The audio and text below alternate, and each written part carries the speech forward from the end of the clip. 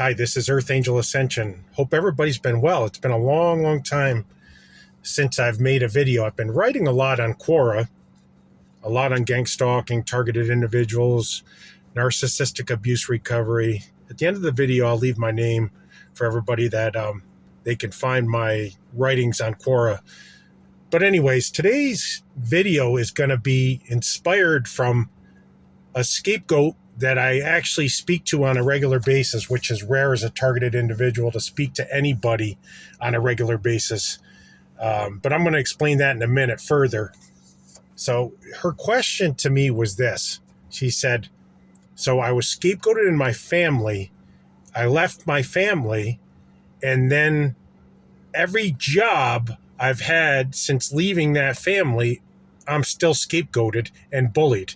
And she said, why? And why, when I present the facts, am I not believed? So I'm going to start right with this.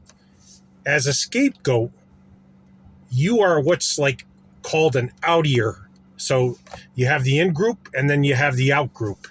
So as the scapegoat, you were never accepted by like the collective system. So that collective system started in your family.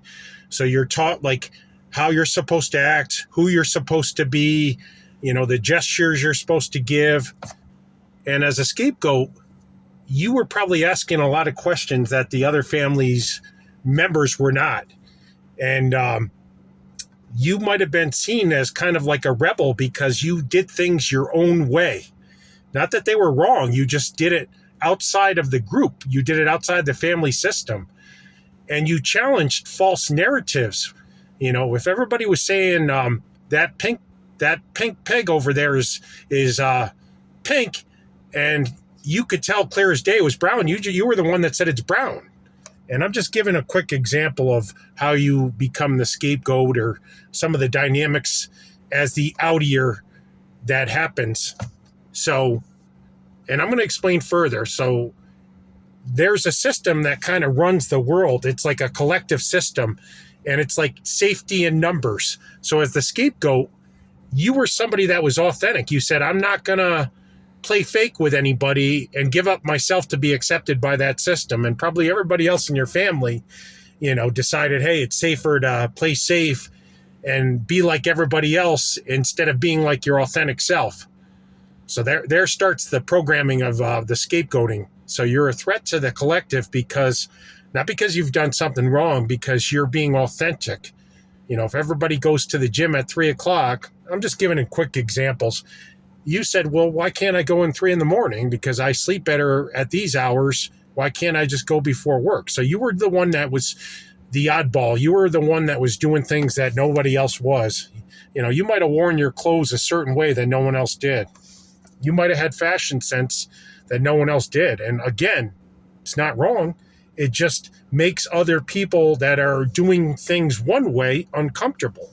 So now you start these jobs and they have systems set up. So the same collective mind that you dealt with in that family is running these systems. So it's just a different system, but still part of the main system. So everybody has their role, and they can pick up energetically that you're the outier, that because you have your own way of doing things, even within that job. And you're not doing it wrong. If anything, you might be making that job more efficient, but you're a threat to their system. So all of a sudden, somebody sees you doing that job more efficiently. And it's usually a narcissist, psychopath, bully. And then that person starts bullying you. So now you present the facts to the human resource. Guess what happens? They all disbelieve you and believe the bully. Because it goes back to the system. They're not going to go against their own system. That's what it is. You are completely in the right. Their system is what's flawed, because they take the truth and they sometimes, not always, but most of the time they twist it backwards, but they all believe it. So you're the one saying, hey, that's not true though. So right away, they pick up on, so if they were to side with you, they would be going against that whole collective system. And since you're the outier, They're never going to do that. So this is why this pattern keeps following you. Are you doing something wrong? No, you're doing something right. You're being yourself, and you're challenging things that are untrue, and you're bringing light to the table where there's darkness, meaning where there's problems probably at these jobs, you're actually fixing them because you're seeing things on a higher level that they're not seeing them on. And it's a threat because their systems run on this conformity that everybody is supposed to act a certain way and be a certain way. And they're used to this running like this. So you are, even though probably making things better, still a threat to their systems and the people that are probably higher up than you. So when you go to the HR or the boss with, these clear as day facts of being bullied and proof, they still believe the bully because he's on the in crowd. So this is how these collective mind systems work, and they run the world. And let's bring in the targeted individual paradigm right now. So if you were a scapegoat, there's a good chance you're a targeted individual as well. It's still the same collective system going against you for being your authentic self. They're afraid of anybody that challenges the false narratives because most of them are living in an illusion and you're living in the truth. You're uncomfortable in your own skin. Everybody else is buying that Honda CR-V and you're buying the Nissan Maxima. Everybody else is wearing jeans to work and you're wearing khakis. I'm just giving weird examples, Maybe you're a guy and you have norms that other guys do not have. And they see that as a threat because, it takes them out of their comfort zone. It challenges their way of thinking and they don't like it because they were taught that this is the way it is. And like I said, you probably have ideas and fashion senses and ways to make the company that you're being bullied run better. And they're not going to accept it because, again, you're the outcast. So since you're not a member of the collective, and as a scapegoat from a young age, you were disconnected from that collective. It never accepted you. That same collective is running these companies, these jobs, these relationships. And that's why you're still treated almost everywhere you go as a scapegoat because energetically they can see they're all tethered. You're untethered. And that's a better way of looking at it, I should have probably led with that to begin with. Even with a targeted individual label, they're all tethered. You're untethered.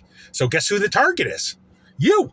Because not that you're doing something wrong. You're a threat to nobody. If anything, you are here to raise everybody up by offering one word, freedom. Their systems have no freedom, From a young age, you're taught, this is when lunch is, this is when dinner is, this is when breakfast is, and they all just go along with it. And they, even if it doesn't feel right to them, but you're the one that says, well, I'm not hungry when I wake up, so I'll eat later in the day. I'll do intermittent fasting without even thinking about it. See, your awareness and authenticity actually is a strength. It's not a weakness, but it's a threat to broken systems that are run on conformity. So anyways, if you're the scapegoat at these jobs, this is why they don't believe you. The same collective mind is running these bosses, these people around you. And energetically, they can pick up on that high frequency on you, that you're operating so high. They see that if they were to stand up for you, you would break all these systems. And they can't have that happen because these systems are what run their company the way they're used to it being run. So anyways, it's the same with these family structures, same with these governmental structures. You ever notice something?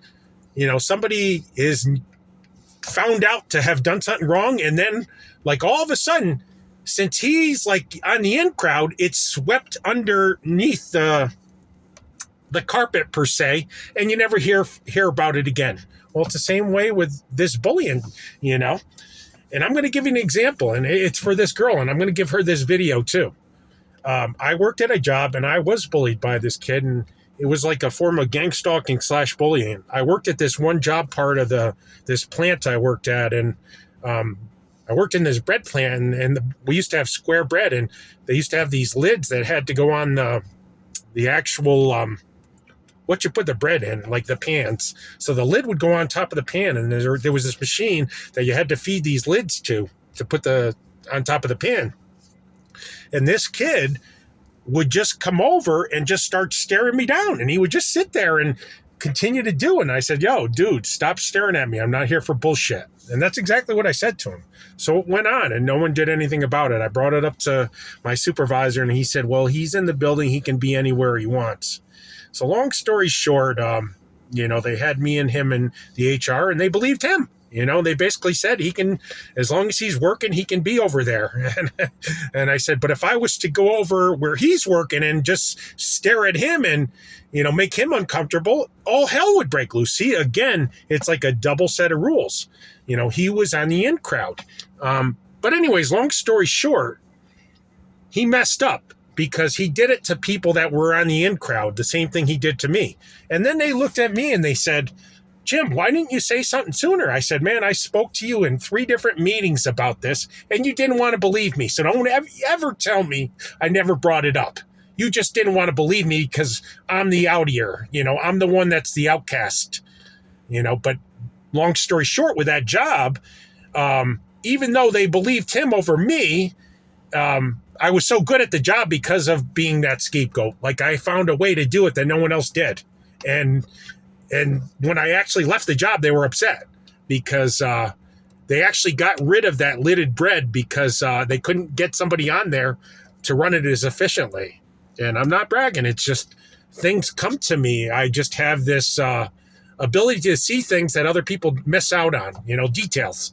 And anyways, long story short, they ended up firing him after he did it to 3 other people after I had already told them months ago about what was going on in 3 separate meetings. But anyways, I did leave that job, but it wasn't because of him. He was already well gone before I left. But long story short, this is why you're never believed, because they know you're the one that could break systems. They know you're the one that challenges false narratives. You're the one that's outside the collective group, and they can't stand up for you because then they're going against their whole collective when they stand up for you. So they take the side of the bully. So this is for the girl that wanted this video about why the scapegoat remains the scapegoat and why the scapegoat gets bullied at work.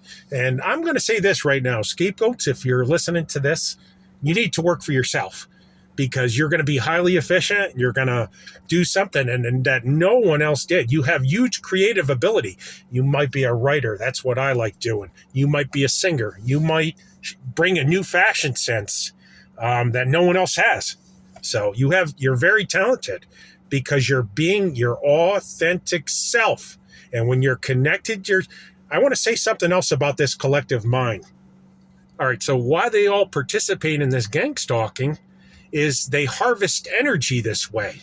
So when they make the scapegoat, or I'll say the targeted person, feel uncomfortable in their own space, it gives them energy. That's how they harvest energy.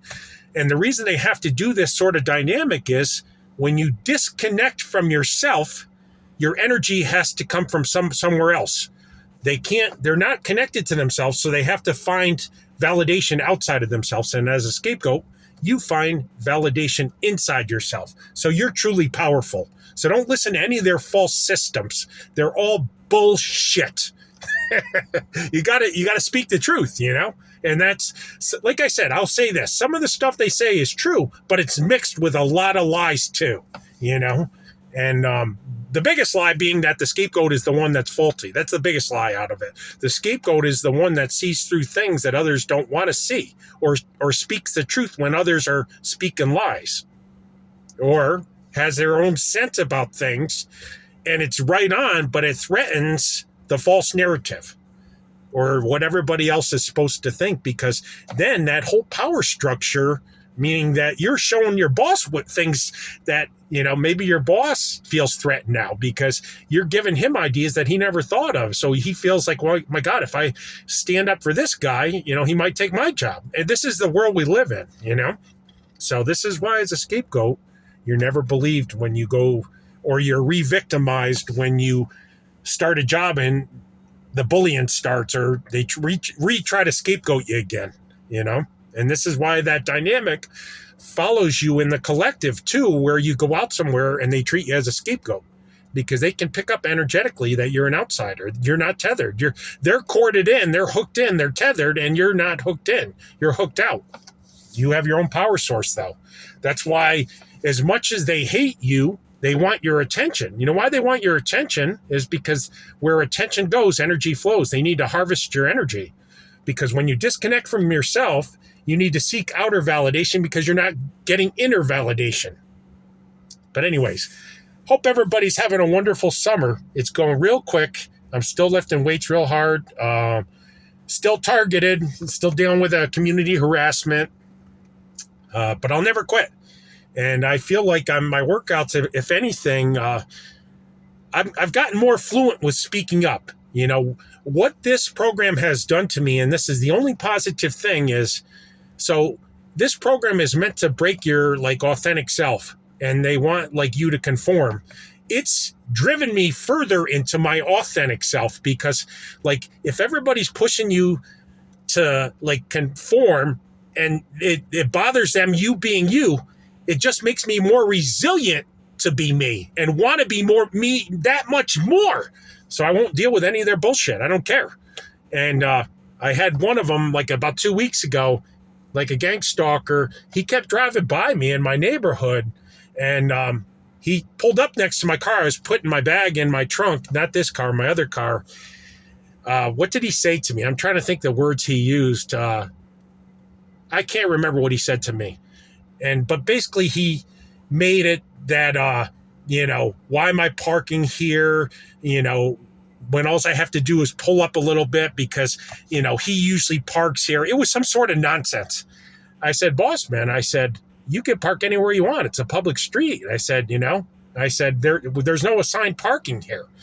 But anyways, then he made this comment. He said, you think you're better than everybody else. I said, I don't think I'm anything. I said, I just think I keep to myself because I don't deal with bullshit.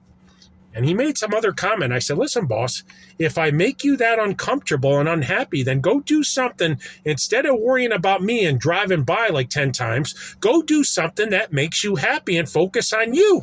Oh my God, he drove away after that because I hit him with a truth bomb.